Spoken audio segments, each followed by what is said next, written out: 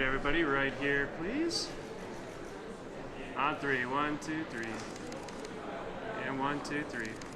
Anybody else?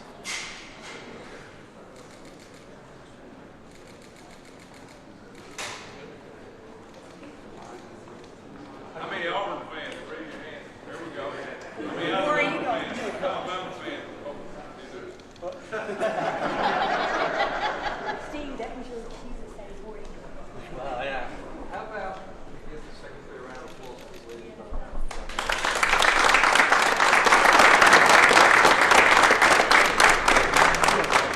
Thank you for having us today.